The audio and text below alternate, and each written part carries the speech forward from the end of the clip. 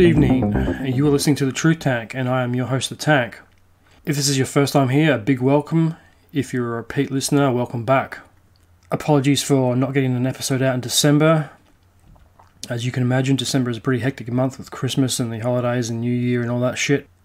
And I might have missed the boat. The research I did for this episode took a lot longer than I thought it was going to. So Merry Christmas and Happy New Year, everyone. And what better way to kick off the new year than with a brand new episode. 2022, 2021's in the review, and COVID's still going on. I got a feeling that COVID is probably going to be around for a little while longer. I think we've got another 2 to 3 years of this to look forward to before it finally leaves the news cycle for good. I hope I'm wrong, but the way things have been going lately, I wouldn't be surprised if it lasted a lot longer than that. So how was your Christmas and New Year, everyone? Everyone had a good time catching up with friends and family? Everyone make a start on their New Year's resolutions? My New Year's resolution is to get more episodes produced. So hopefully it doesn't take as long as it has been to research and record and produce a show, but I'm obsessed with details, as you probably gathered already. And I like to be very thorough when researching a topic. Got some big plans for 2022. I'm hoping to expand the social media reach, maybe even get some merchandise out before the end of the year, and a couple of other things that are on the back burner, which will hopefully come to light in the next couple of months, time permitting.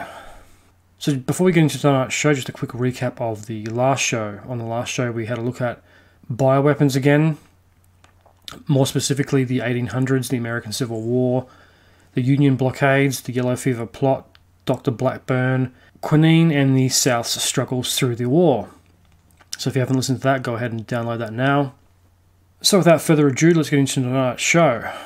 This is episode 33 of The Truth Tank, a Bioweapons Part 3, the 1900s, the German sabotage plots, and Dr. Dilger.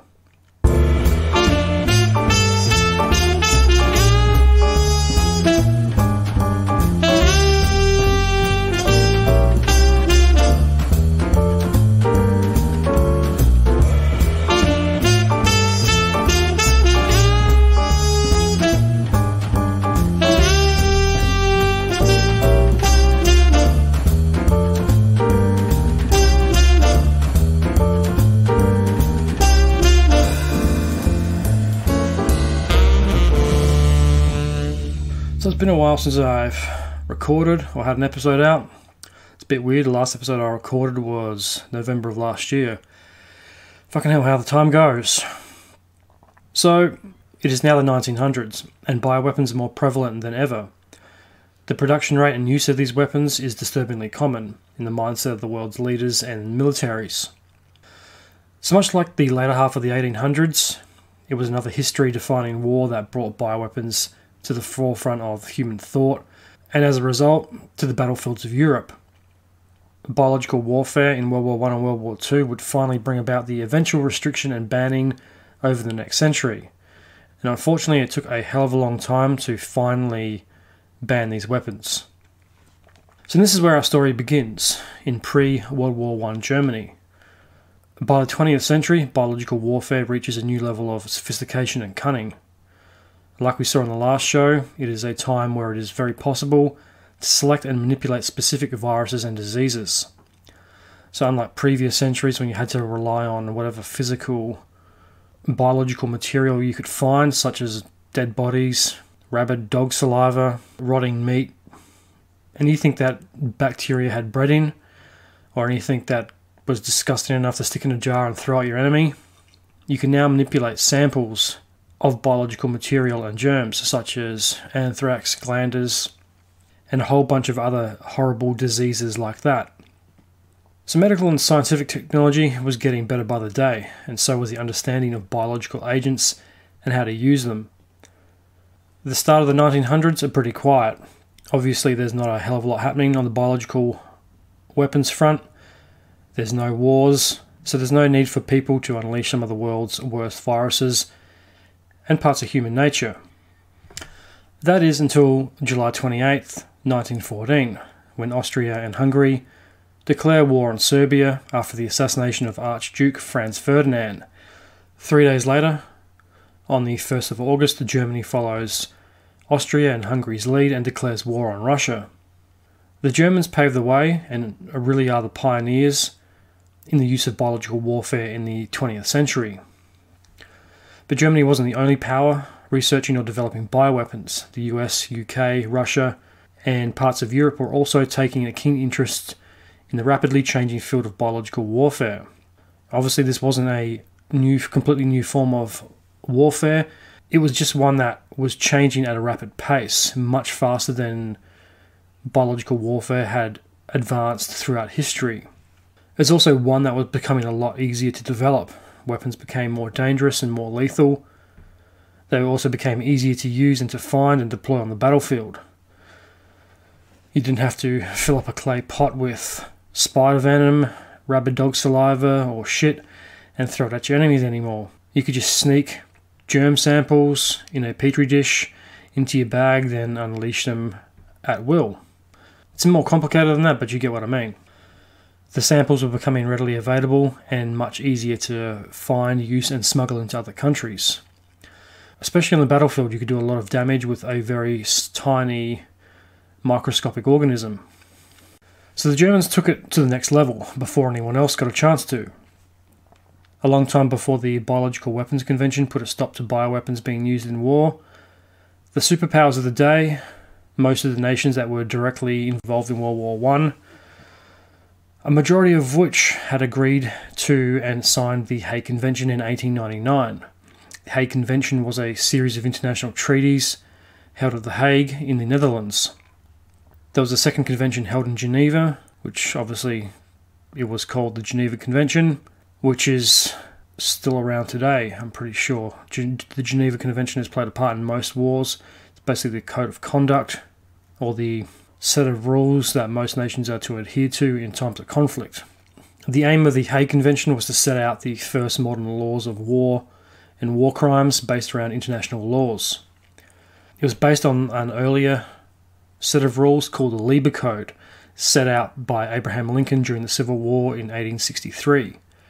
Some of the code of conduct outlined was what wasn't acceptable on the battlefield, such as the targeting of civilians and their property, treatment of prisoners of war, the use of hostages and not using people as human shields, no pillaging, no killing of innocents, prisoner exchanges, respect of life, and no assassination or murder of military and civilians in hostile territory.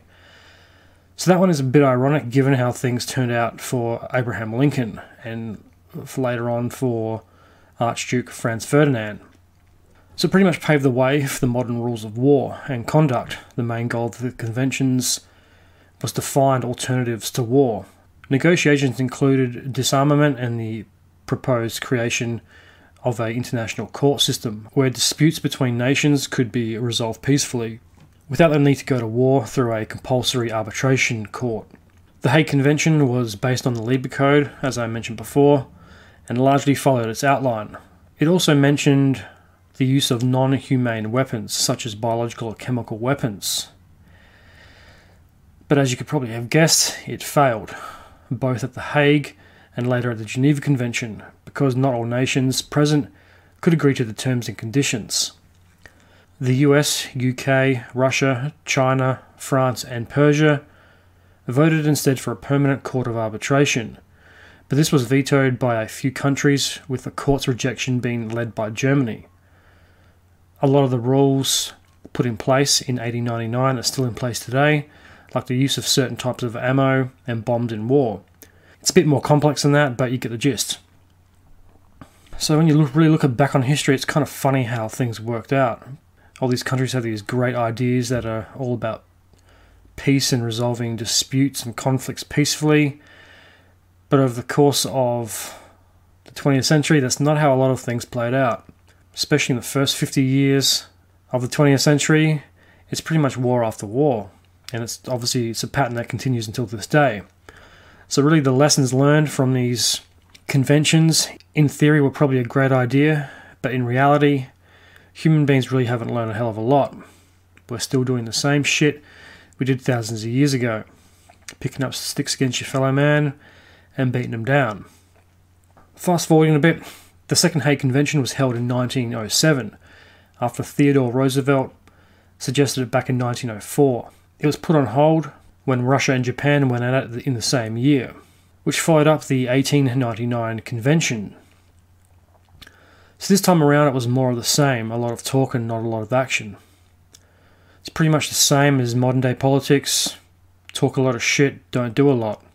Politicians back then were pretty much the same as politicians today. The only thing they were really concerned about was their pensions and bank accounts. So a few more additions were made to the rules, mostly to keep up with the changing nature of military technology, which doesn't say a lot for the conventions. They obviously took so long to organise and to get going that the technology of the military had changed. They spent decades just talking and trying to organise a time to get these conventions up and running, all the while the military machine is still rolling over and continuously changing.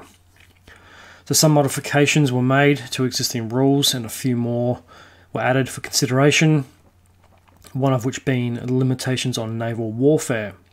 So at this time naval warfare was expanding and becoming a new focal point in war. And this is obviously pre-World War I. Whoever had the biggest navy was pretty much the dominant force on the battlefield. And as the decades went on and the more warfare progressed, air warfare took the place of naval warfare. Restrictions were placed on air forces and not so much naval, which is where we find ourselves today. Whoever has the biggest air force today is probably the most dangerous. So during the convention, the first glimpses of the upcoming war start to shine through. And this is where all these nations start to butt heads, and this loose alliance held in the convention starts to fracture. One country wants to do one thing, another country wants to do something else, another country disagrees with both of them, and it's the same cycle that just keeps going on and on. None of these leaders could lead, none of the politicians or these diplomats could really get their point across without causing some conflict or problem with their opposing opposition. One of the problems was that Britain wanted to put limitations on the armament capabilities, which again was vetoed by several countries, led once again by Germany. The Germans were concerned that the limitations would hinder the development of their navy, and as it turned out, the British had the largest navy in the world at the time. So this is another huge factor with these conventions. You've got a lot of national bias coming through and national superiority. The Brits want to be the only ones to have the largest navy in the world so they can control a majority of these countries like Austria or Germany that are starting to industrialize their militaries more and start to produce more weapons and vehicles of war. Who may pose a threat to them? On one side of the coin, you could argue that, yeah, the Brits are only trying to protect their own national interests in their own country. But on the other side of that, this could be seen as Britain trying to take superiority over European nations. Obviously, a lot of them weren't as powerful as the British Empire at the time, and obviously not all the European countries had the resources that Germany and Austria did. But from one point of view, it does look like the Brits are trying to keep power for themselves.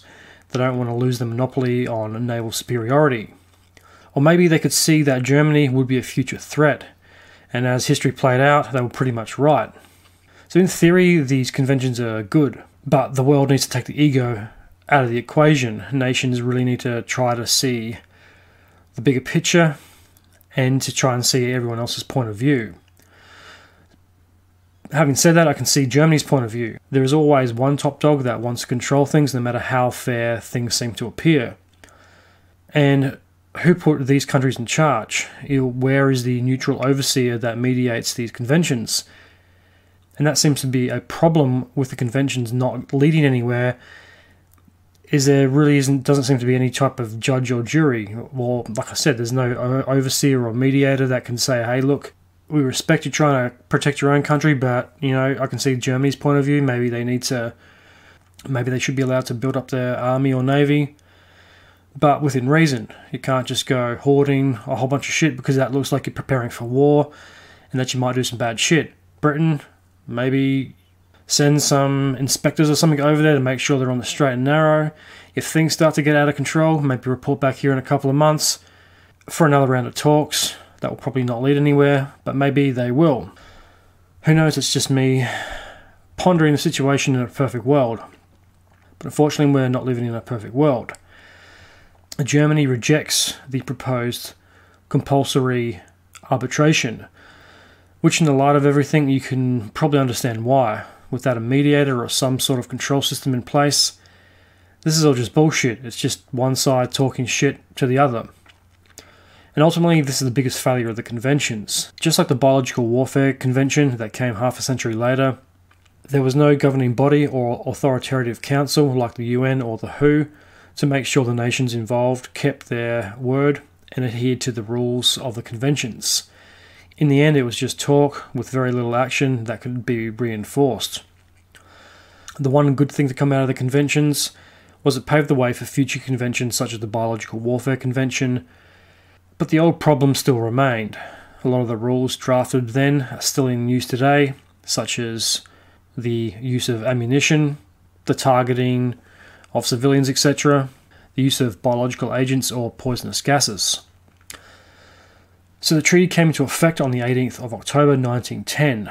12 out of the 13 treaties were ratified and entered into the One Declaration, which you would think at the start of the enlightened 20th century we would see an end to all conflict and war, especially the use of the outlined inhumane weapons. Right? Or wrong? So a lot of these things weren't really thought out properly, and it does really show the mindset of the time. So I find the mindset of the early 19th century really disturbing. They claim to be all about being humane. In the coming months and years, the most inhumane, industrialized slaughter of human beings started in Europe, and that is obviously World War I. Like, never before in history have people killed so efficiently and so quickly on a scale of that size. You can say what you want about the previous centuries and ancient warfare, but gunning down 400 men in a couple of minutes only to have some cunt blowing a whistle for the next wave to go over the top and get gunned down, make up a couple of 100 meters if they're lucky. In reality, it's probably more like a few meters before everybody's torn to pieces by machine guns. Okay, that didn't work. Blow the whistle. Next lot of guys up. Over the top. Same outcome. No one ever changed the rules or tactics. They just kept doing the same old 18th century fixed bayonets and charge tactic that most of the generals and leadership in World War I were used to. A lot of the leadership of the day during World War I was completely out of touch with the modern changing nature of warfare. They were used to the old cavalry charges on horses, get your sabers out, start making a big noise, charge toward the enemy and heroically cut them down. Get a ribbon and a medal and retire to your fucking cottage in Northumberland somewhere. They completely didn't adopt any new tactics for what was essentially modern warfare. And the fact that these people talk about not using biological warfare or gas, but in the end they ended up doing it, shows you that these nations probably never gave a shit to begin with. Targeting of civilians was another thing. How many people died in France that were non-combatants? World War I had a lot of firsts. Rapidly firing machine guns that could fire bullets at a rate that had never been seen before in history. Tanks, mustard gas, high explosive cannons, naval destroyers bombarding battlefields with massive shells. World War I had a lot of firsts and none of them were very good. It also reflects the complete lack of care for anybody in the lower classes. The class system was very prevalent in World War I. If you were rich, you could buy your way in or out. If you were poor, you had to go fight the King's War. It wasn't the rich people going over the top of you. There was probably some of them that were well off, who had a sense of duty. But there's a lot of them that could buy their way out of a bad situation. The mindset of that era was very, very disturbing. And ultimately, it's the same one that led into World War II. And it's one that is still being grappled with today. So as it turned out, no one listened or adhered to the Hague Conventions, and the world went to war anyway, making the convention a complete waste of fucking time. So the Germans kicked things off by invading Belgium. There's a lot more to it than that. There were many factors involved in World War I, and no country is solely responsible.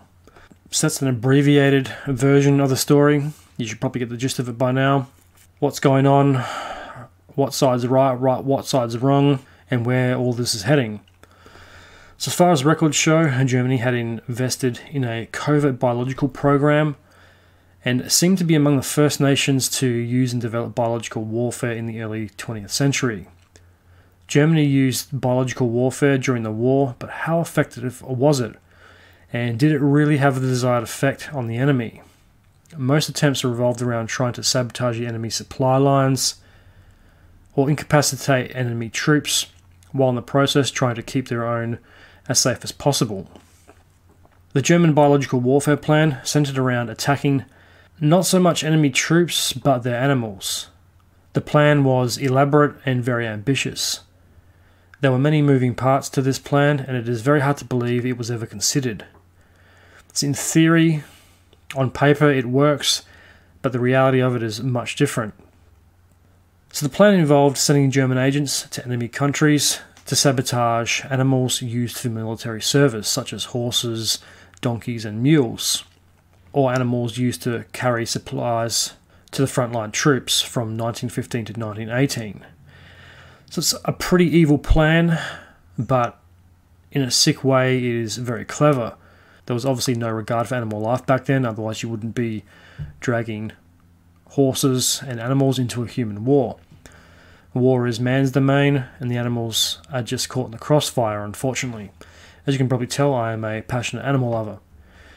There has been some evidence found indicating that German spies/saboteurs were conducting a covert biological warfare campaign against animals in at least 5 neutral but Allied affiliated countries that provided trade to Germany's enemies, including the US, Norway, Romania, Argentina and Spain.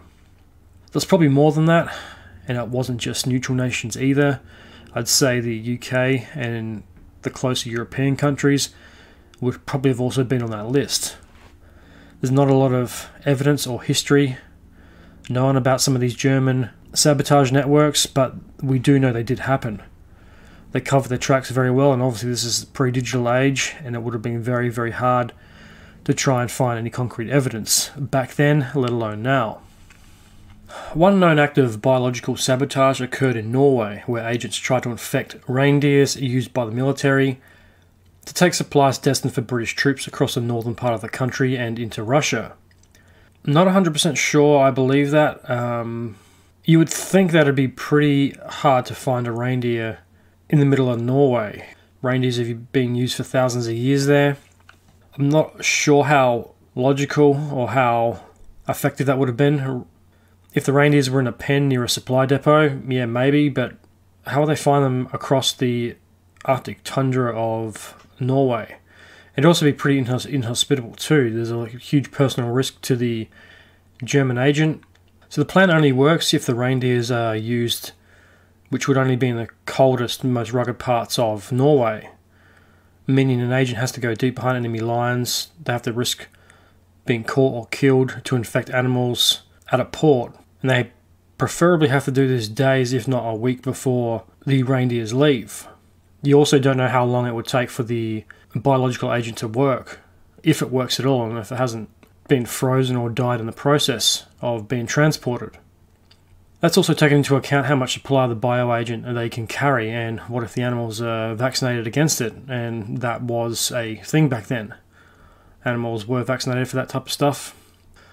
So a similar tactic was used on horses, cattle, mule and donkeys. Pretty much any animal that served any purpose to the war effort was in the Germans' crosshairs. They did this by infecting them with glanders or anthrax. So I have to assume that it probably used glanders over anthrax. It's probably a hell of a lot less dangerous, especially if you dropped it. So in 1915, the United States was the target. The Germans launched a bold and risky operation to infect horses and mules intended to be transported to the Allied forces on the Western Front. The attacks took place on the East Coast and were led by a man called Anton Delger. Delger is an interesting character. He was born in the US and raised in Germany.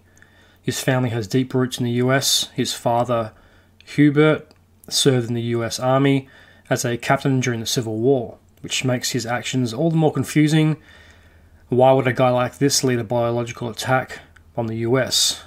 What would his ancestors say? So Delga is a very interesting man with a very colourful personal and family history. He was born on a farm in Virginia named Greenfield, which, as we will find out a little later, ironically, was a horse farm. Dilger was born on the 13th of February 1884. His father, Hubert, was a German migrant that had served in the US Army during the Civil War. He was a captain and a horse artillery officer. He was also somewhat of a hero. He won the Medal of Honor for his service in the Battle of Chancellorsville. His father's actions during the battle helped to save Hooker's Union troops' lives during the retreat after Stonewall Jackson flanked the Union forces. So there's a very strong dualistic theme running through the Dilger family. Horses and Germany. Both father and son are polar opposites of one another. His dad was somewhat of a horse whisperer, and he knew how to handle them. Anton, on the other hand, as we'll find out a little later, has a lot to do with horses, but not in the same way. His father seems to be very patriotically American, but Dilger seems to favour his German roots over his American ones. Anton had the normal farm life upbringing. He learned how to fish and hunt, he rode horses and became familiar with animals. He was one of about 6 kids in the Dilger family. He had a brother Carl, we'll get back to Carl a little later, and he also had 4 sisters. So I keep talking about his choices and his moral decisions as his character evolves over the course of World War I. And I think the seeds of that were planted while he was young. One of the biggest influences in his life came from his German heritage on his mother's side of the family. He had a somewhat famous great-grandfather that he had revered, Dr. Friedrich Tiedemann. He was known as the great psychologist of Heidelberg. So the love for Germany was a trait that runs through the family. His grandfather was a medical doctor based in Germany as well. His sisters too had an affinity for their German side. All 4 of them married German men and moved to Germany to live. Anton moved to Germany at the age of 9, where he gets his education, and to chase a dream of becoming a doctor like his great-grandfather and grandfather. He moves in with one of his sisters and lives a pretty well-off German life. He lives in a pretty nice suburb in Germany. He has it pretty easy. So we fast forward a few years and he attends the gymnasium prep school for higher education in Bensheim. It is now 1908 and Anton attends the University of Heidelberg and passes the medical exams, which leads him to working as an assistant in the surgical clinic a year later in 1909. It's around this time where he studies to get a doctorate. He studies microbiology and germ culture, unsurprisingly. It's while studying at uni he learns the skills that in the coming years would make him one of the most dangerous men of World War I. He learns how to set up a lab for tissue cultures, and he attempts to grow his own animal cells in tissue cultures. The goal was to prevent bacterial infection in animals. So it goes without saying he was pretty unsuccessful at his attempt. But once again, irony strikes the Dilger family. In a few years' time, he is basically trying to do the opposite of what he learnt in uni. So as I keep saying, Dilger is an interesting character. He grows up around animals, especially with horses. His grandfather was into horses. So where does his hatred of animals come from? Did it start early, or did he get the idea while he was at uni? Or was it an idea that came to him during the stresses of war? But this fact all contradicts his upbringing on a farm. He completes his degree and graduates in the top 20% of his class in 1912, a few years before the war starts. Well, good for Dilger, he sounds like a pretty smart fellow. It's about a year later, in 1913, when things start to decline for the family, which leads to him selling off half of the farm to the US government. After the death of Anton's father, Hubert, as things turn out, the portion of the farm that was sold to the government went to the army, which became known as the US Army Remount Depot, which, as the name suggests, was a depot. Remount Depot was primarily used for the training and assessment of war horses destined for the front line. So what went wrong with Dilger? What made him go to the dark side? And as with most things you find over history, I don't think it's just one thing. There's a series of events that lead to Dilger crossing that line. His history is what makes him side with Germany, I think. He has some interesting relatives. His grandfather, Friedrich Tiedemann, was the Heidelberg Institute of Anatomy's director. He also had a cousin of the 118th Jaeger Division commander, General Hubert Lamy, who might have served during World War II. He also has another cousin who served in the army, a man by the name of General Karl Erich Kohler. He was a commander of the 20th Army Corps. So could this be one of the reasons, or the main reason, why his loyalties are so convoluted? His family history in Germany. So you can kind of see where he gets his inspiration from. He's obviously a very smart guy. His ancestors are into medicine. It's obviously one of the big inspirations for him becoming a doctor. But he also has a military element that he wants to serve. So Dilger is still in Germany, and if I had to guess, this is more than likely where his destiny is sealed. What happens in the next few years sets up Dilger's transition to the dark side. He was quickly getting a name for himself in the medical world. Word had gotten around that he was a very talented young surgeon. So the war breaks out in 1914, and Dilger heeds the call of duty and serves Germany as a surgeon. He travels to Bulgaria and Serbia to assist on the front lines in the battlefield hospitals. He does this for over a year, but during the process, he loses a few family members to the war. So is this what pushes him over the edge, or starts to sway his opinion of the war and of the Allied forces? By this point, he is pretty much all for the fatherland and willing to help the German war effort however he can. There aren't many records surviving about his whereabouts at this time.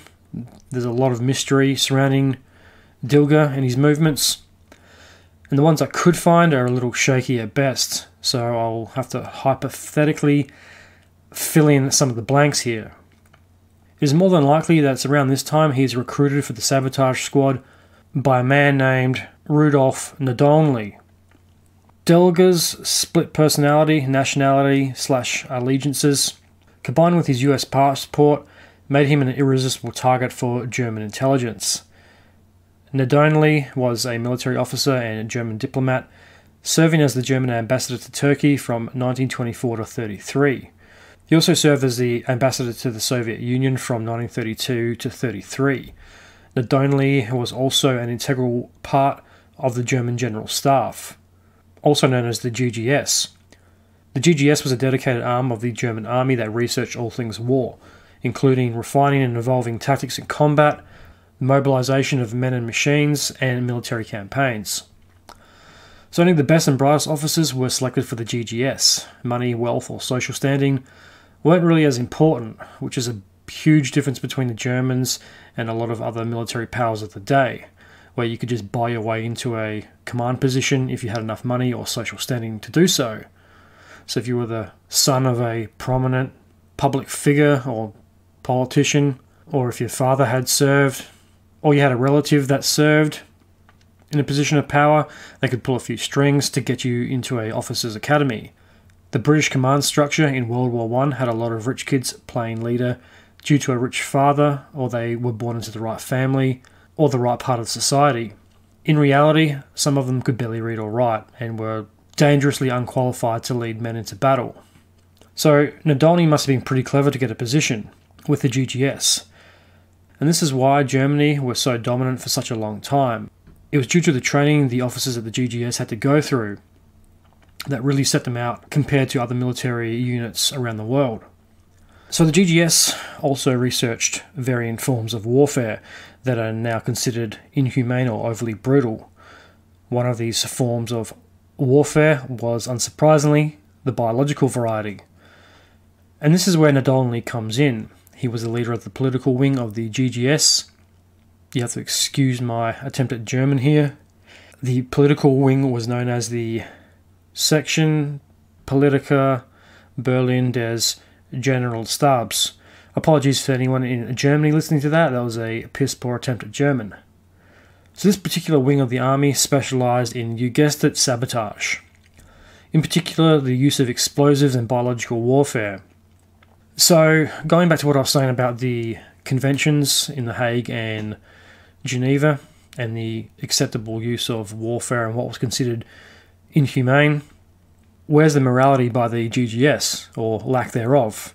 It's pretty sick thinking for such a sophisticated and highly trained organisation like the GGS. They obviously had a completely different mindset to a lot of other world militaries at the time. Nadolny and his team sent bioagents that consisted of glanders and anthrax to the German embassy in Romania, so they could be used to infect animals the Romanians were going to supply the Russians with. So this is a very diabolical and very sneaky plan. I can see why he was selected for the job. He seems pretty ruthless and pretty well skilled for the job. He obviously has no qualms about spreading biological agents that could potentially start an epidemic and kill millions of people and animals. He also had a pretty intimate knowledge of embassies and how they worked, which is another reason why he was the perfect man for the job. It's during this operation Nadolny sends Dilger to the US on a covert state-sponsored bioterrorism mission, making it one of the first, if not the first, bioterrorism attack in the United States during the 20th century. This caper lasted roughly a year, from 1915 to 1916, before being reassigned in the mid-1916s to a diplomatic position in Persia. Nadolny returns to Germany at the end of the war in November of 1917, taking up a leadership position in the Eastern Department of the German Foreign Office. During his reign of bioterror during 1915, he was producing bioagents in Berlin while the war raged on and distributing them to neutral countries supplying Allied forces. His network was elaborate and pretty well run because no one stopped him or really seems to catch on to what he was doing. The Allies might have eventually caught on to what he was doing, but if so, there would probably be a hell of a lot more evidence about the program than the little amount I could find.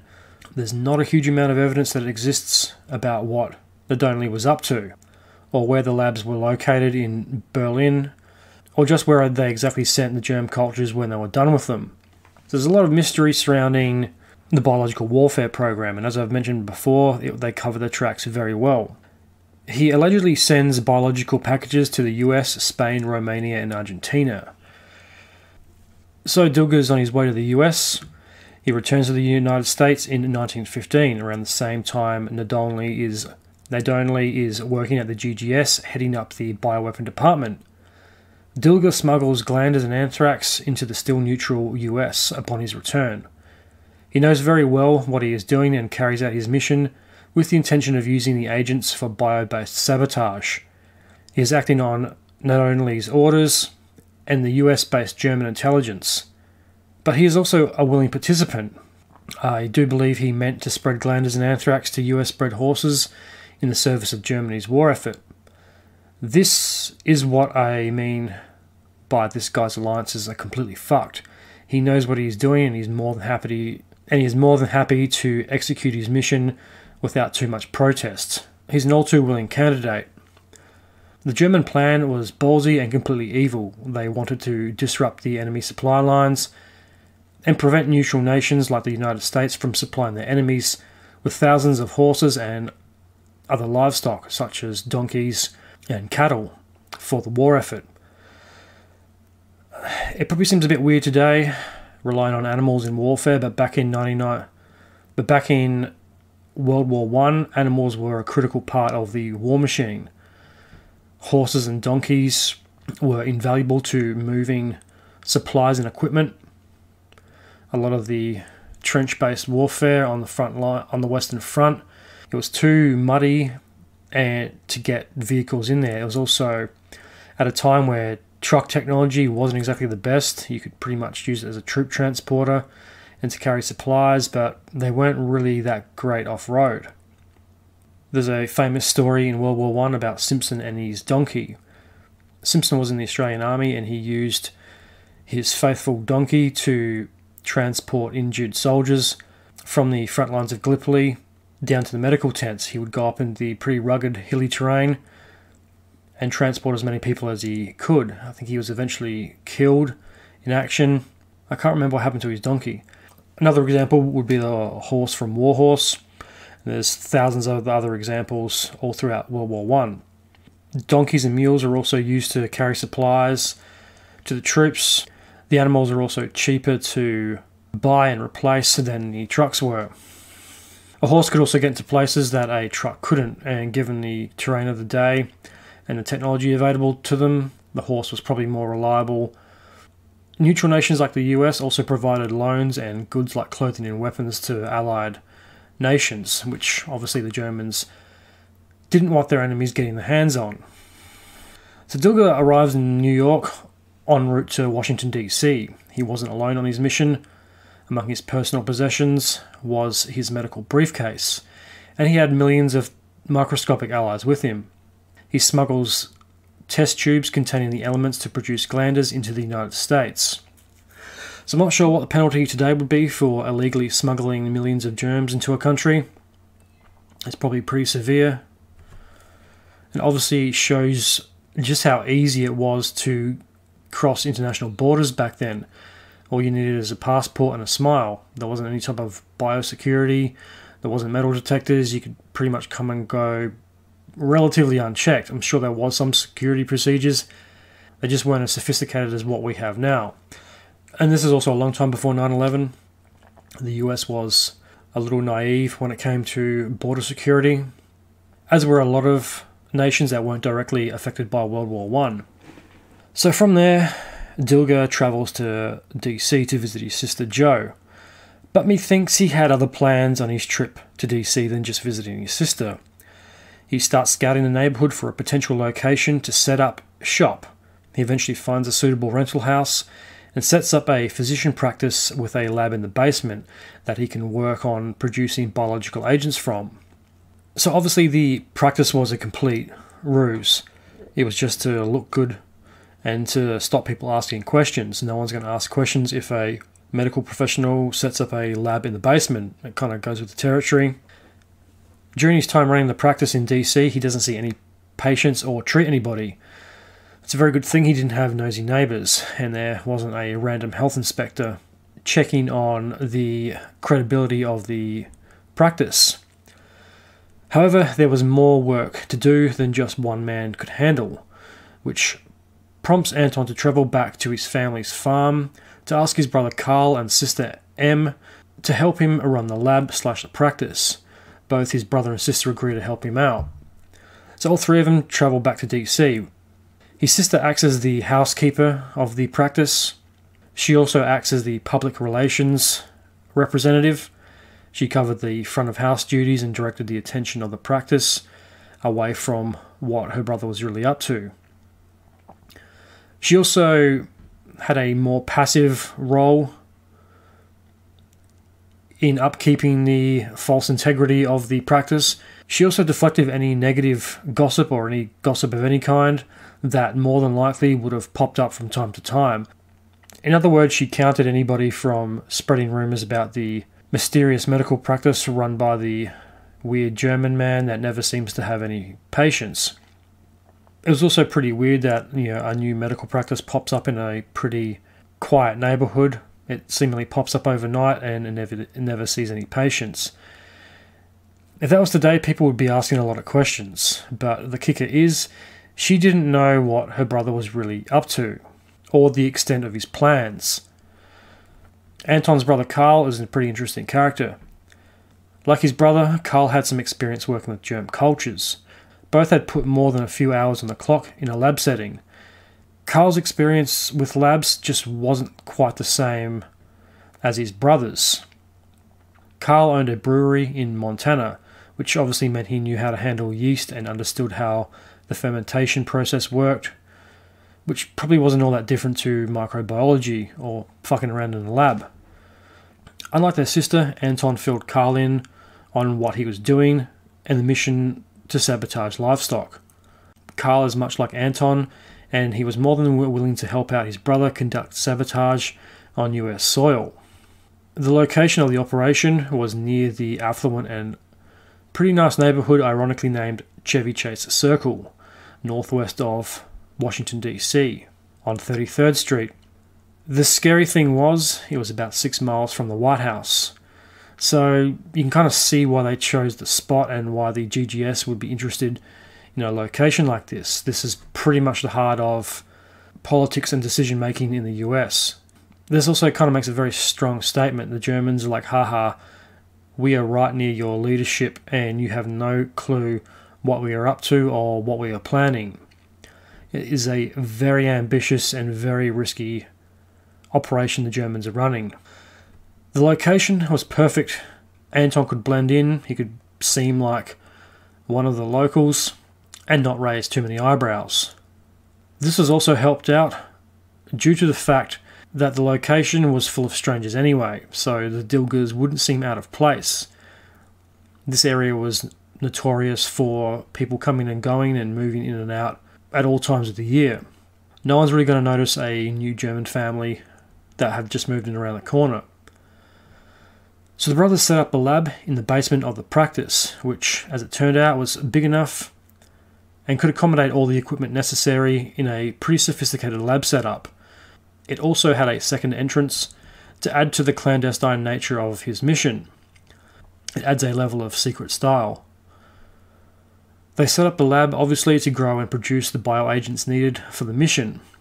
The germs in question were anthrax and glanders.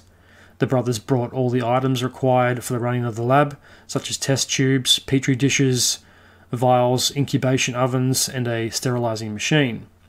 To test if their germ concoctions worked, they also brought guinea pigs to try them out on.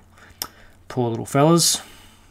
So I guess that's probably where the term guinea pig comes from, because they literally tested germs on guinea pigs. Pretty sick. This is a pretty definitive case of hiding in plain sight.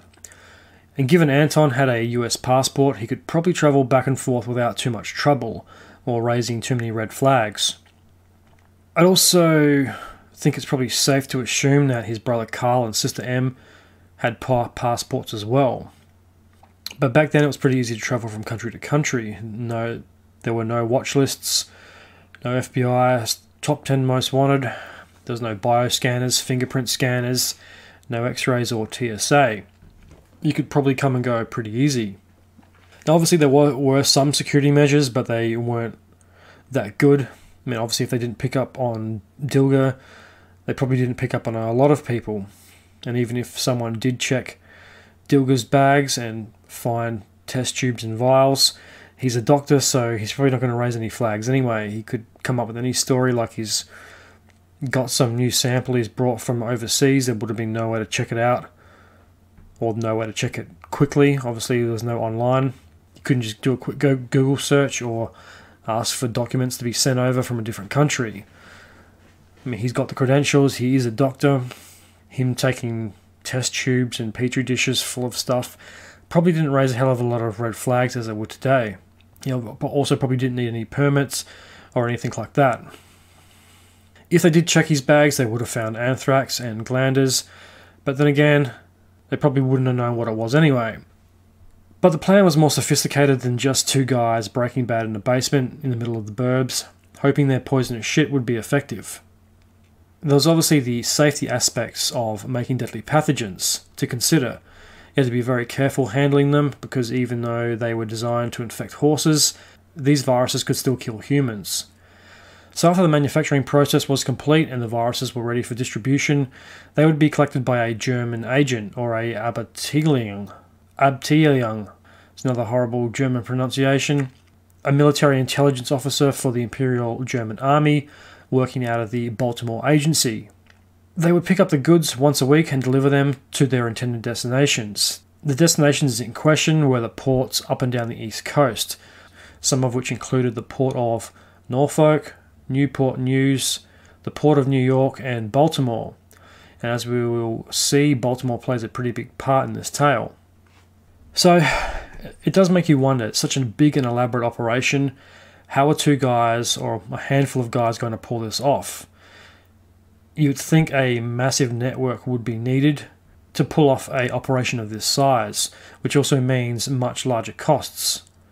The Baltimore agents and those who had contact with the brothers' lab came to call the lab Tony's lab as somewhat of a code. So one German agent would go, oh, I'm going to Tony's lab after this. Obviously that doesn't raise any suspicion. And obviously no one would think that Tony's lab is a reference to a biological manufacturing lab.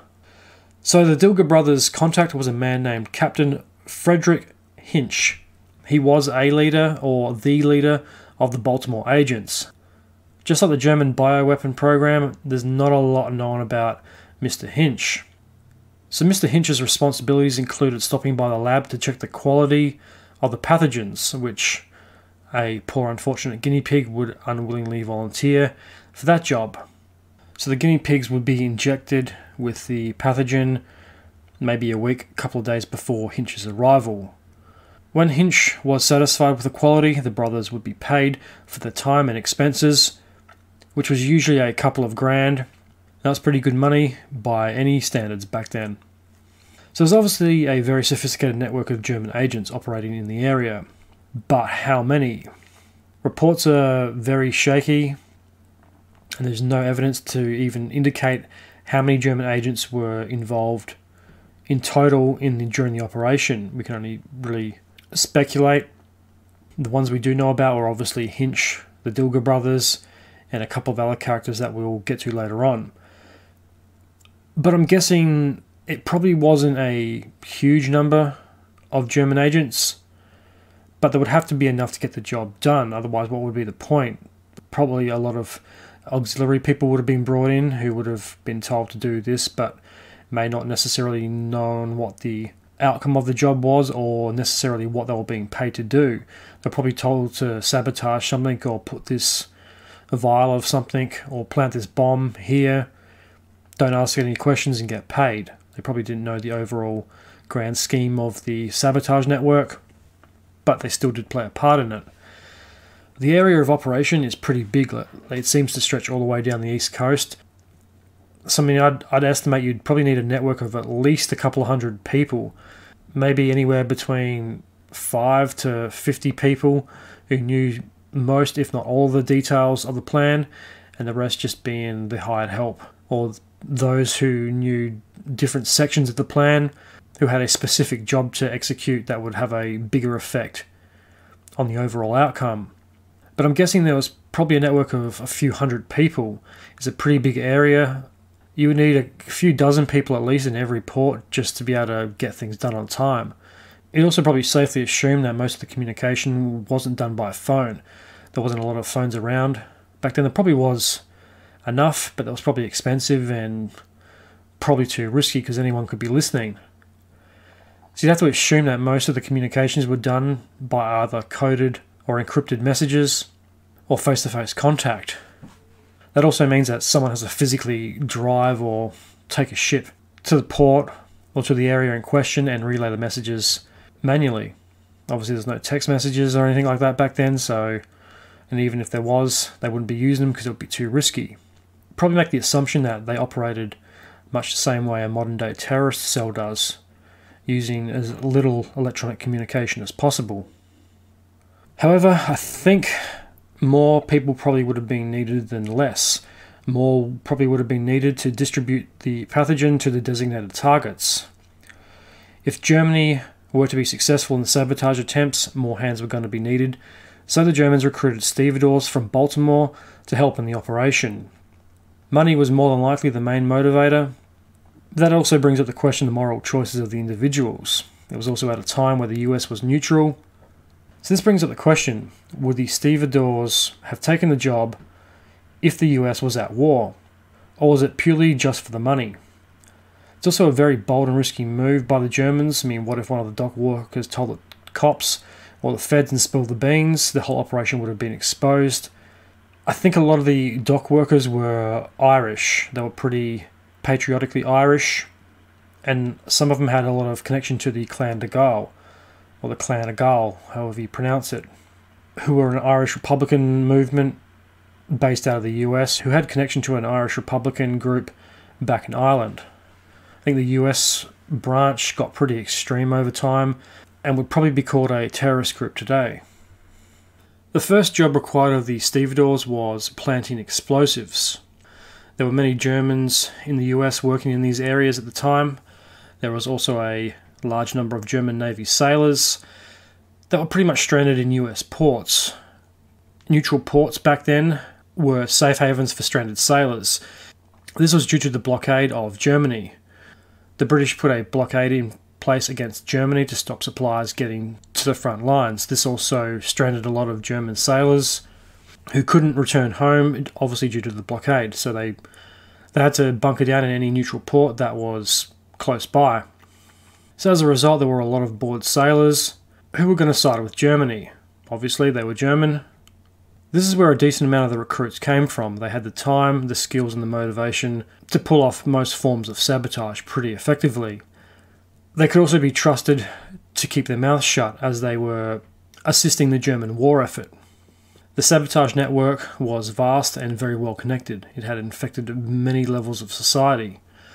The first job required of the stevedores by the Germans was to sabotage supply ships and the wharves by planting explosive devices on them.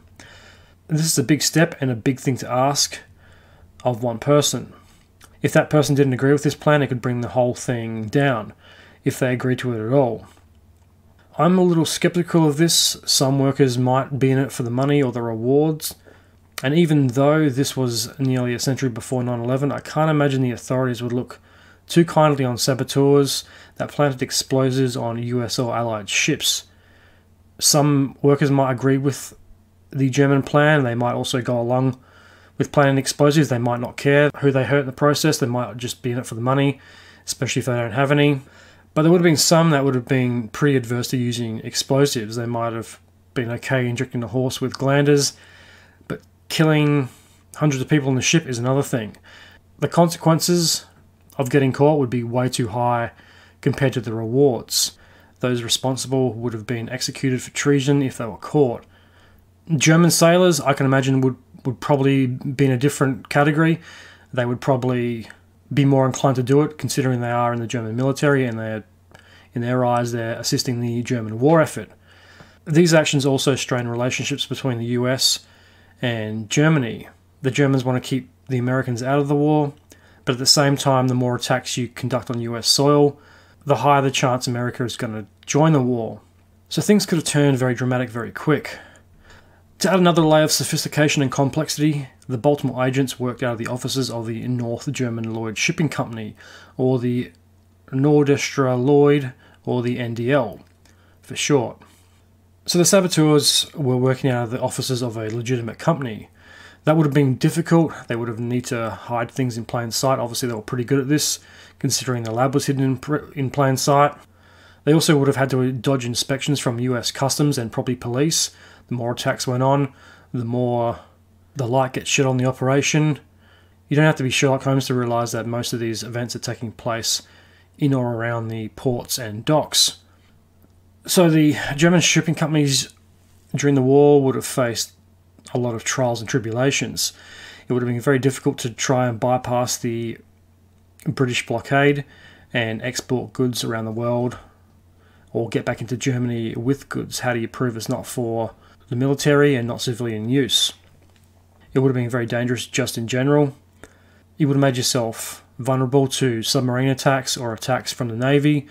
You also would have had to make sure all your paperwork was filled out properly, a lesson Novak Djokovic could probably learn from. So navigating the seas to neutral ports would have been tough. I mean, just because you're a neutral port doesn't mean the war can't catch up with you. So even if a German shipping company wasn't into supporting the war effort and wanted to stay clear of hostilities and go about their business as a legit company, just focused on commerce and trade, it would have been very difficult. The war would have affected everything. It could also cost lives at sea. The German agenda definitely put a lot of legit companies at risk. Hinch's job was the head of sabotage operations. He was responsible for the organising of dock workers as well as the German ship crews who were in on the plan.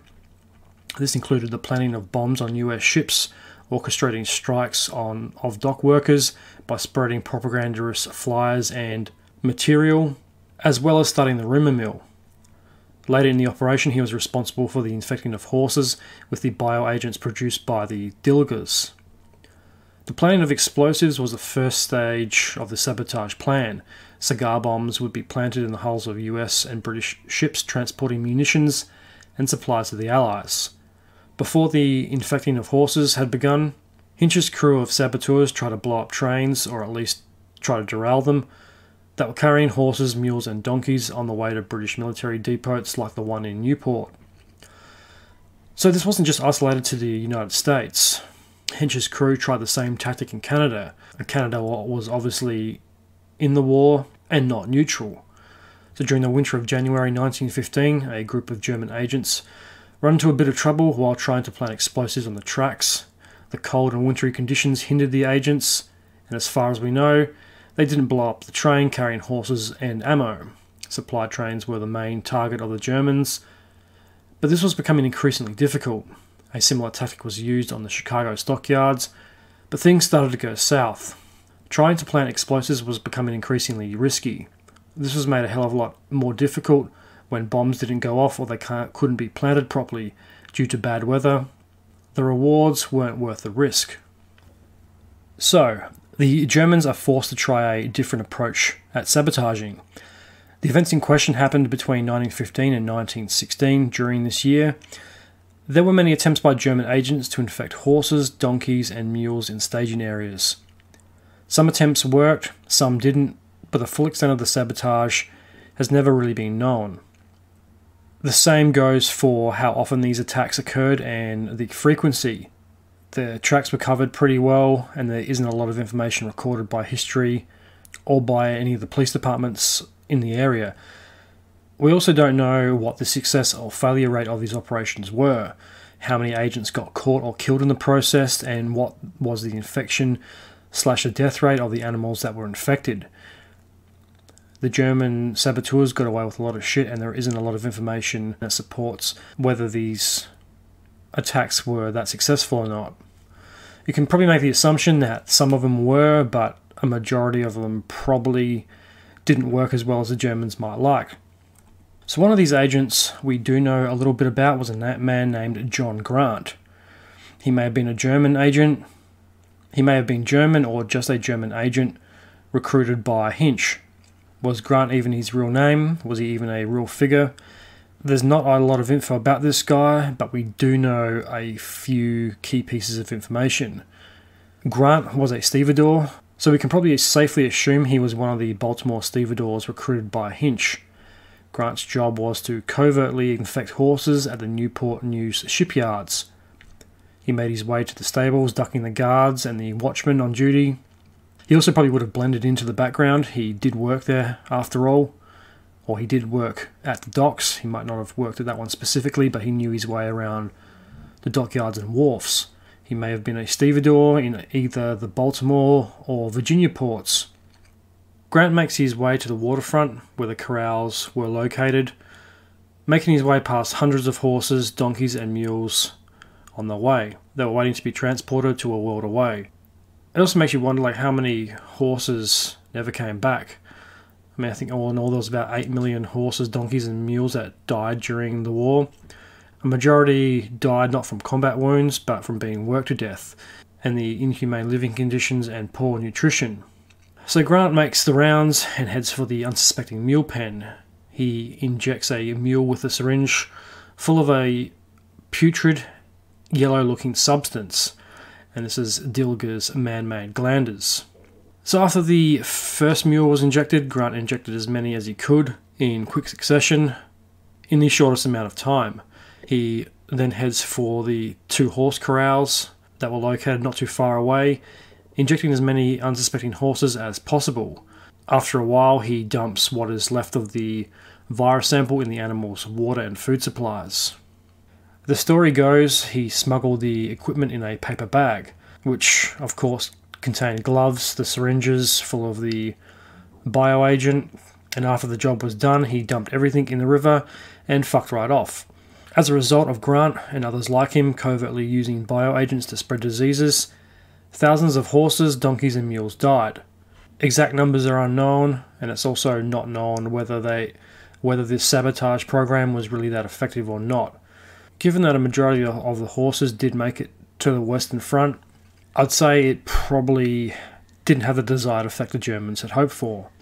So the attacks didn't go unnoticed forever. The more attacks that occurred, the more attention the German operation received. The police started to catch on that something fishy was going on. Meanwhile, the brothers Dilger keep running the basement lab, until about the 29th of January, when Digler randomly decides he wants to return to Germany during the middle of the war. Dilger recently received a newly issued US passport. He tells the State Department he wanted to return to work as a doctor in Heidelberg. In other words, he wanted to go home and assist the German war effort in a passive way, or that was the official story he told the State Department. Undoubtedly, he also would have been reporting back to High Command and would have received new orders in the process. He got an exemption / letter of recommendation from the Army Medical Corps. So I have a copy of the letter. It's by the Acting Chief of the Bureau of Citizenship, State Department, Washington, D.C. So this is the actual letter that was written on behalf of Dilger. It reads, "Dear Sir, this is to state that Dr. Anton Dilger, a native-born American citizen, is known to me. He recently returned from Germany, where he acted as consulting surgeon to a German Red Cross hospital in Heidelberg." There's probably some truth to that, but probably a lot of that is complete bullshit. I don't think he returned on a humanitarian mission. From documents in his possession, and particularly one from the German Red Cross delegate in the United States, Mr. E. Hecker, I am satisfied that Dr. Dilger will be reinstated in his former position as soon as he arrives in Germany. It is recommended that he be issued a passport in order to enable him to return to Germany to continue his humane work. Very truly yours, Major Medical Corps, US Army, Chief of Bureau. Makes me think something sus is going on here. So he goes back to Germany and does his thing. Now enter our next character in this tale of Sabotage, and that is Police Detective Captain Tom Chuney. So Chuney was head of the bomb squad, and he had been put in charge of investigating and catching those responsible for the recent bombing of buildings and ships that had been taking place in New York and around the harbour. He was born in Ireland before immigrating to the US. He joined the police force at age 22 in 1898. So apparently he was inspired by his uncle John, who was a career-long constable back in Ireland. So Chuney, in a way, is the first Homeland Security agent.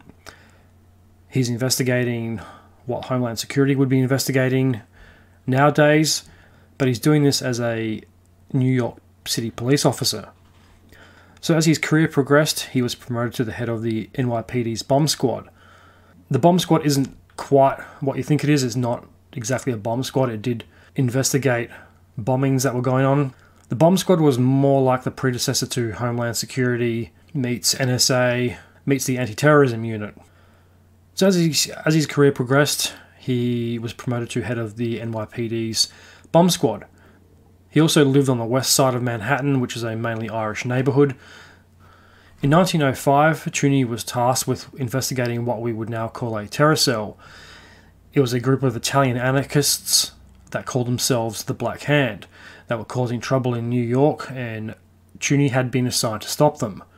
They were planting bombs around the city, causing mayhem and running an extortion racket.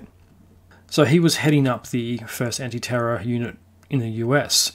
The Black Hand originated as an extortion racket in 1800 Italy, before making its way to the US via Italian immigrants. So it's pretty much the origin of the mafia in New York. They were continuing the tactics used in Italy, but just on a larger scale in and around New York.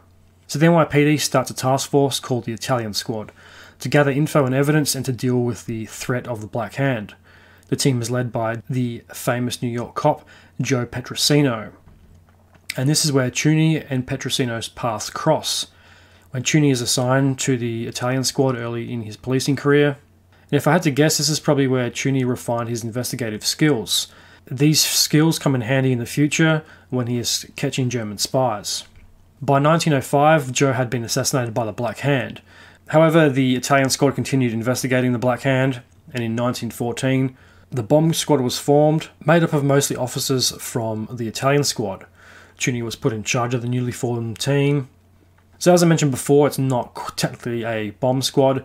It is more of a detective squad with extraordinary responsibilities. They just so happen to be stopping a anarchist group that was using bombs as its main way of terrorizing the population.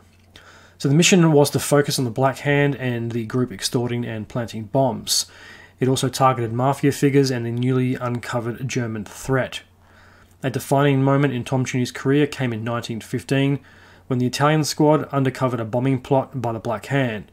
They planned to plant a bomb in St. Patrick's Cathedral on St. Patrick's Day of all days.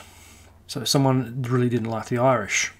The plot was foiled when Tom sent some of his detectives to go undercover in the church. The team was led by a man named Patrick Walsh, who was one of Tom's trusted detectives. Walsh and a small team, dressed as women, working in the church. Walsh and his team laid in wait for the would-be bombers to arrive, going about their churchly duties in drag. So when the time came, they were ready to strike. The Black Hand members entered the church and tried to plant an explosive device, except they were caught in the act and apprehended by Walsh and his team. As the story goes, Walsh pulled out one of the fuses of the bomb. It's unknown if the bomb was lit or not. It just makes for a good detail in the story. So this brings us down to the German spies. After the Black Hand had been foiled, the bomb squad turned their attention to the mysterious explosions that had been going off all around the city and the waterfront. The problem had grown by 1917 despite the US still not entering the war. So this is pretty strange times. I mean, we think of bombings as a modern day phenomenon that's related to terrorism, but this has been going on for over 100 years. New York had been the target of terrorists and anarchists long before 9/11. And this is something that I didn't know about until I started researching this show. And I know this has kind of gone off the topic of bioweapons, but I found it really interesting. And all these little things connect. All these things were happening at the same time, and they all connect back into the bigger story of World War I and the biological weapons plot. This happens a lot when I look at history. A couple of central characters or figures can link up and connect the dots and connect an event over a span of time. So whoever thought a New York cop would end up playing a pivotal role in stopping German spies in New York? So the Germans found allies in a very deeply divided Irish community. The Irish despised the British and were willing to take the German side and assist in sabotaging in the war efforts. As a result, this split the Irish community on itself. It also split the Irish community with the wider American public. How would the Irish community be viewed in the eyes of the American public committing acts of terror on US soil? So that is a interesting part of the story. The Irish hate the British, the Germans exploit the Irish's hate for the British, but the Irish are blowing things up on American soil, which is then dividing American opinion back on the Irish community, which they obviously must have hated the British a lot because they don't seem to care too much about the ramifications of the American public. And I mean, a lot of these people weren't born in America, so they could get sent back to Ireland if they're found out. It also illustrates just how fucked the time was. Everyone thinks that, oh, we're living in the worst times ever. Everyone hates each other. Everyone's fighting. You know, we're on the brink of a climate disaster. We're in this negative cycle. Everybody hates each other. Everything's negative. The news only reports bad stuff. Crime's increasing. The threat of war's increasing. Climate catastrophe is increasing. All this bad shit is happening at the same time, but this is really no different to what was happening over 100 years ago. Everyone seems to hate each other. There's acts of terrorism going on, sabotage, people aren't liking each other, certain groups aren't getting along, and there's a bunch of negative shit happening in between all of that. So things aren't too much different to our current times. That's what I find fascinating about history, is the more you look into it, the more things change, the more things stay the same. Not to sound cliche or anything, but it's pretty true. People have always hated each other and will continue to fight each other until there are no more people. Until there are no more humans in the world. To make things even more complex, there was also ethnic Irish tension brewing between the Irish Catholics and the Protestants, with the latter using the attacks by the Irish as evidence that Protestants could never become naturalised US citizens. So in the midst of all these attacks, one side of the Irish community is using the actions of the other Irish community as a way to discredit them even further, by claiming they never have US values at heart. When the Germans first recruited the Irish as saboteurs, the plan was to blow up ships with British supplies. But after a while, things got a little out of hand. The Irish took things a little too literally and started blowing up anything with a Union Jack flag on it. The US produced munitions, supplies, and provided loans to the Brits.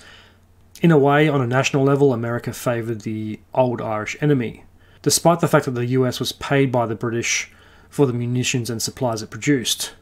But going back to the start of the war, the US was going to make supplies and munitions for both sides. They saw the war in Europe as a European war, and one that they didn't need to intervene in. But when the blockade started, the British pressured the US into basically picking them over Germany. They were pretty much told what Germany was doing was bad, and making munitions for them was only going to make the situation worse, and they'd be supporting an enemy that didn't have the best interests of humanity at heart. The Irish didn't like the British too much, and there is a reason for this. There's a pretty long and dark bloody history that goes with it that I'm not going to get into here. So a majority of the American public opinion favoured supporting the British, especially after the Germans started sinking passenger liners. The Germans found a friendly ear and an arm in the Irish, and they found plenty of volunteers on the docks and wharfs of Jersey, New York and Baltimore. The spies didn't have to look too hard and had their jobs made pretty easy when there was a strong anti-British sentiment that was openly expressed by the Irish stevedores and dock workers along the East Coast. So one of the big things that America had against Germany was the targeting of passenger liners. And this is kind of what the Brits were getting at, is that the Germans were going to go to lengths that the British wouldn't go to during the war, such as targeting passenger liners or civilians, which also contradicts the conventions I mentioned earlier, and what was considered an unacceptable form of warfare, such as targeting of civilians and their property. So America was going to stay out of the war, provided the Germans didn't target any more passenger liners. It all comes down to restricted submarine warfare, I think it was called. The Germans and the British agreed the targeting of civilian passenger liners was a big no-no and was unacceptable, and that these passenger liners were not military targets, therefore off limits. The Germans were notorious for torpedoing passenger liners during the war until the agreement was struck. The agreement was broken when the Germans torpedoed the Lusitania and sunk it, killing thousands of people, 100 of which were Americans, and this outraged the president and eventually brought America into the war. The Germans had clearly violated the agreement, and they had targeted passenger liners even though they said they were not going to. The Germans said, well, it's open season on passenger liners. I can't see how that's a good enough reason. I mean, it's a civilian passenger liner. I mean, it's got nothing to do with the war or the military. So to even think that was an acceptable target is kind of ludicrous. Of course that's going to bring some backlash, and ultimately it did. America enters the war because the Germans violated the agreement. There's also a theory that the Lusitania was smuggling munitions in wheels of cheese that were hidden in the cargo hold, and that's why it sunk so quickly. I think it sunk in like 17 minutes. It is for this reason cops like Tooney and Walsh were so important. They offered another facet of the Irish American. It also made them invaluable to stopping the attacks, as they knew and were a part of the community and the people. The US enters World War I in the later part of 1917. Tooney and some of the bomb squad were adopted into military intelligence, along with a few select members of the NYPD. So this was a big deal. It was one of, or possibly the first time, that a branch of the military or an intelligence agency had to investigate a threat on US soil. It may have also been the first cross-police military action. So both departments needed each other's help. Military intelligence was a very laid-back organisation at the time. It only had a handful of people working for it, and really didn't do a lot because there wasn't really much to do. They'd never worked on US soil before. The US had never really been attacked, apart from the British during the Revolutionary War. So they never really had the opportunity to investigate anything. So obviously they dropped the ball on the German spy ring. They don't really see them. They might have suspected them, or they might have started suspecting German spies after Tooney's investigation, but that's not really clear. So at the time, the FBI was only a few years old, and there was no Homeland Security or CIA. Most of those organizations came around during or after World War II. The US State Department was about the only organization that had been established prior to World War I. So the newly formed intelligence squad had to hit the ground running. There was no time to lose. The stakes were high, and Tooney & Co. had a very large area to cover. and a lot of responsibility, not only to themselves and to the city of New York, but to the country as well. So obviously, Tunney was a very smart and competent man, as was his team. The army wouldn't have asked him to join if he wasn't. They had to catch these guys blowing stuff up and poisoning horses before any more damage could be done. So Tom and the team were on the case, but there wasn't much to go on, unfortunately. There wasn't a lot of evidence and not a lot of clues. The German threat was a much more elusive and cunning threat than the Black Hand had been. The Black Hand hadn't been very smart in the way they operated. They were kind of obvious and the cops were onto them. One lead that did provide some clues to the intent of the German saboteurs was Dilger's predecessor, Erich von Steinmetz. He tried first to produce viable biological samples, but was unsuccessful due to his lack of understanding on the finer details of microbiology. Tunney and the squad suspected a future bio-attack was more than likely to happen, but the when, where, and by who were a mystery. So Tunney did the most logical thing you could do in this kind of situation. He doubles the guards on the docks, depots, and horse stables around the area, the ones that were most likely to be targets. Workers on the waterfronts were told to keep a lookout for suspect activity and to watch the horses and other animals for signs of tampering. Meanwhile, while all this is going on, word makes its way back to Dilger, informing him that the cops were onto them in their little covert operation. A German man named Hilken tells Dilger and Hinch during a meeting with the pair that the game was up, and that the authorities were asking dock workers questions about suspect activity and the sabotaging of horses. During the meeting, Dilger is informed by the shot callers back in Berlin that he is to return for discussions. Dilger returns to Germany, which leaves the day-to-day running of the lab to his brother Karl. As far as German intel knew, the lab was still a secret. Tunney and the police were still unaware of it. So Karl and a friend who had been living with the brothers named Fred Herman started to expand production into other areas such as explosives manufacturing. The pair made cigar bombs, which were a favourite of saboteurs, especially the Irish, who loved planting them in British ships. I think the way the cigar bomb works, as its name suggests, is a cigar-shaped and sized object. The inside tube has acids in both ends. You can set a time release, so after the time has elapsed, it eats through the vials with the acid. It cracks the vials eat through the metal wall, which detonates the explosives inside, or something like that. So as it turned out, some of Karl's cigar bombs were used in a pretty massive event, an explosion that was to come. We'll look at that event in the next episode. So besides the cigar bombs, Tunney's lab wasn't as successful as it had been when Anton had been running the show. Karl starts to fuck up big time. Karl liked a few drinks, and after a couple of drinks, good old Karl couldn't keep his mouth shut, and he started telling anyone in earshot about the operation. Hensch and Hilken had little choice but to send Karl back to Germany in May of 1916. He was putting the entire US sabotage operation in peril by running his mouth. So they gave him a message intended for the political section of the General Staff. It was meant to be opened by them only, but well along the way, Karl loses the letter. I wonder why he lost that. Whether he lost it intentionally or not, no one really knows, but I think he probably lost it intentionally.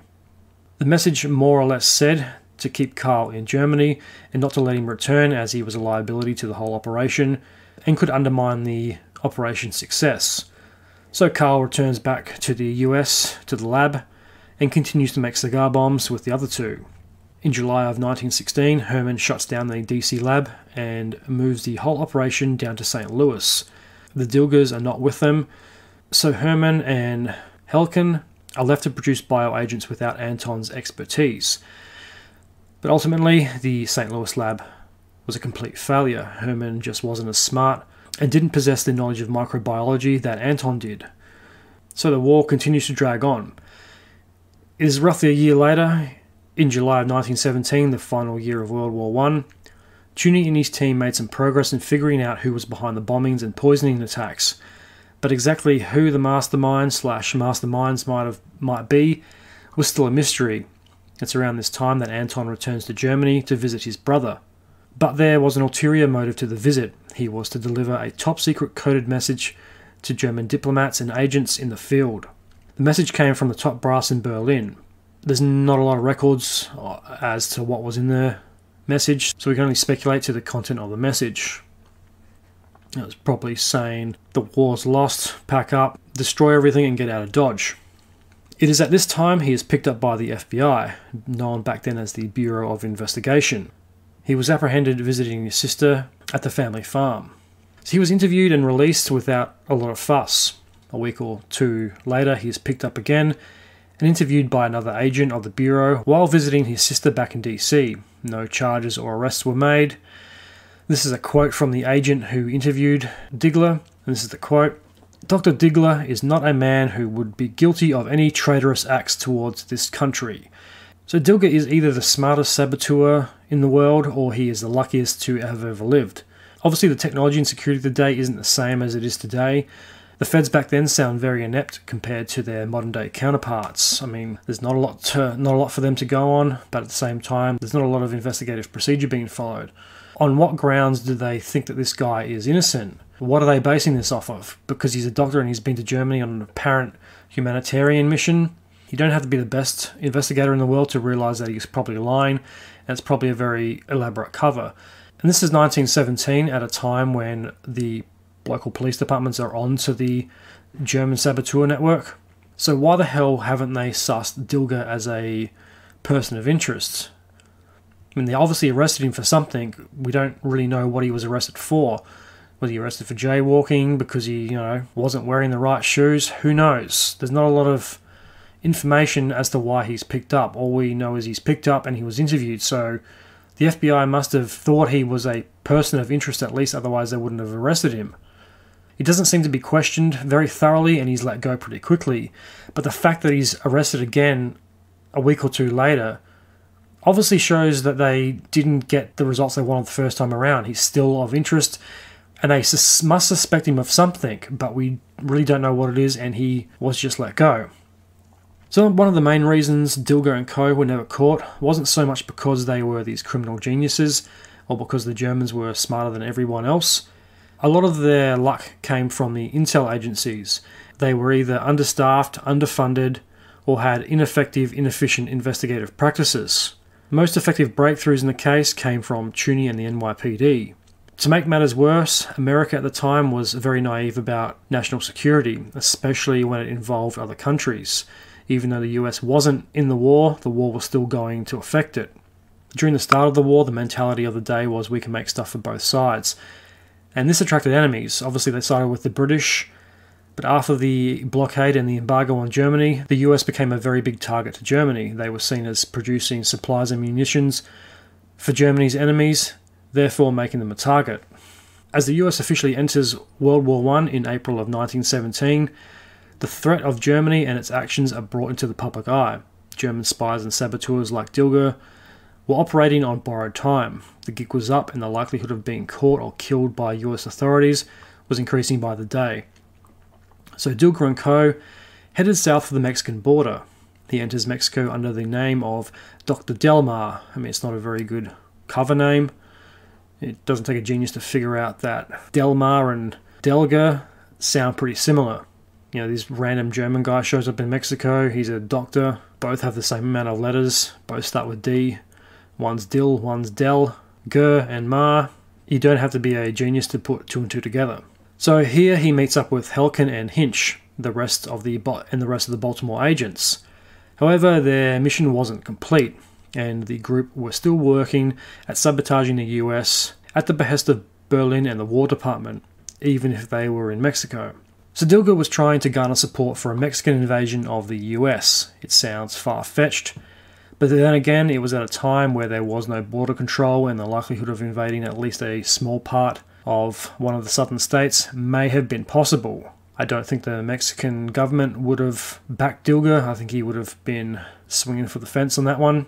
I don't think the Mexican government would have been stupid enough to attack the US at the behest of a German doctor. So Dilger had even gone as far to raise the startup funds to get the early stages of the campaign off the ground. So he's a very determined guy. He wants this invasion to happen, whether this is just to save his own skin or maybe he does really care about Germany and he is working on behalf of the German government. However, things didn't go the Germans' way. Obviously, the war was drawing to a close, making any plan of invasion or germ warfare sabotage completely and utterly pointless. Combine that with the infighting between the German agents Dilger, Hensch and Helken. By this stage, Berlin had also intervened. They put a halt to any invasion plan and pretty much stopped Dilger's crusade of a US invasion by Mexico. After the war, in January of 1918, Dilger was awarded the Iron Cross for his sabotage/espionage work. Unfortunately for Dilger, he pissed a lot of people off, not just in the US, but also in Mexico and Germany. So he starts to feel the heat, and suspects that the Americans or the British are coming for him, and rightfully so. He's caused enough damage in these countries, and the Allies are coming to collect the check. So what is Dilger to do? He heads to Spain to lay low. The others head for Argentina. There was apparently a lab in Argentina that had officially ended in 1918 due to it becoming very hard to transport live germs across various borders, and also to keep the germs alive over long sea voyages, especially with a lot more American activity in the water. It was very hard to get down to South America. So Dilger was in Spain. The Germans had sent bioagents from Spain to Romania, making it a friendly port for the Germans, and Spain had always helped Germany in the past. Franco had helped Hitler in World War II after Germany helped them in the Spanish Civil War. Unfortunately for Dilger, he arrives in Madrid about the same time as Spanish influenza does. To talk about bad timing, ironically enough, Dilger contracts Spanish influenza and dies on the 17th of October 1918. So, Dilger's entire life is based on ironies. What are the chances of a guy like Dilger, who worked with germs on a daily basis that he made for years to use in war, gets taken out by a new germ after the war had ended? He was only 34 years old. That was the official version of events, reported more than likely by the German authorities. There's a few people who think that that story is complete bullshit, and that he didn't die of Spanish influenza or die in Spain at all. There's a couple of theories surrounding his death, and one is that he may have been assassinated by the Allies or the Germans, maybe to cover up the secret biological weapons program. That would seem likely. He did know a lot, and he could have exposed Germany to a lot of criticism and trouble after the war. There probably also would have been more sanctions put on Germany by the International Court. A lot of this information wasn't really reported on at the time and became known well after the war. A couple of the guys involved wrote books about their experience. So his brother Karl and Fred Hermann questioned the official story, suspecting that he had been murdered by German agents, ironically by way of poison. Spanish influenza also provided the perfect cover. No one would have suspected foul play during a pandemic. This makes you wonder, has anyone been assassinated during COVID? Obviously, if it's natural causes, no one's going to be looking into that too hard. If people die of COVID, well, you're not looking for a bullet in the back of the head, are you? It'd be very easy to assassinate someone during a pandemic because no one's looking for foul play. Everyone just assumes it's the virus that did them in. Karl and Fred were pretty convinced Anton's death was either a hit by the Allies due to his identity being blown or by the Germans. They were so convinced they testified to it at the Mixed Claims Commission in 1922. So this is the court proceedings that took place after the war between the US and Germany. We'll get into that more in the next episode. The place of death was also called into question. Was he really killed/died of flu in Madrid? Or was he either dumped there, or was Madrid a convenient cover due to the flu outbreak? There are many different scenarios that could have played out. He could have been killed anywhere. There's not a lot of news reporting going on back then. He could have fallen off of a fucking ship, fallen out of a window, stabbed himself in the back, jumped off a roof. Who knows? He could have been killed in Mexico, Argentina, the US, in Europe, in Germany. And there isn't really any official manifest of him entering Spain, I don't think. Me personally, I think this was a hit. He had done his job and he knew way too much. When the war ended, he could have implicated a lot of important people in a very serious plot, and I do not think the US would have looked too kindly on German high command. There could have been some drastic repercussions. Even today, there is a lot of mystery surrounding his death, and no one's really sure how he died. No one really knows if anyone else from his team died in similar circumstances. In the end, the infecting of horses didn't have the desired results the Germans had hoped for. Around 8 million horses, mules and donkeys died during the war, 750,000 of which were transported from the US to European battlefields. Dilger and Germany's efforts didn't impact the war on the scale they had intended. Did the Germans really think this was going to work? Dilger killed thousands of horses using his germs, which is another irony of his life, given he loved horses and trained them when he was younger. It's even more ironic that his father was a Civil War hero and horse trainer. World War I was also the first large-scale coordinated attack of biological warfare in history. It's also the first time we've seen the mechanized and industrial slaughter of human beings and animals. And that concludes the epic tale of Anton Dilger and the biological warfare program of Germany in World War I. We'll pick this up in the next episode. That's the end of the show. I hope you all enjoyed it. In the next episode, we will continue our look at biological warfare and World War I, specifically the epic event I mentioned before. We'll also be having a look at a few more characters from World War I that tie everything together. So definitely look out for that one. Until then, thank you very much to everyone who listened. I hope you enjoyed the show. It's good to be back. The first episode of 2022. If you're enjoying the Truth Tank, there's a couple of things you can do.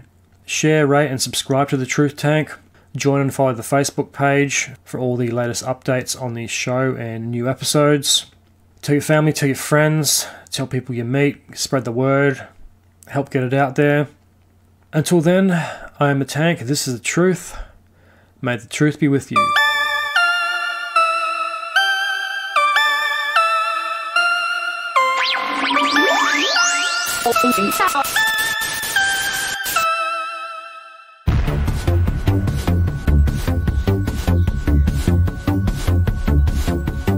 Five, 4, 3, 2, 1, 0. All engine running.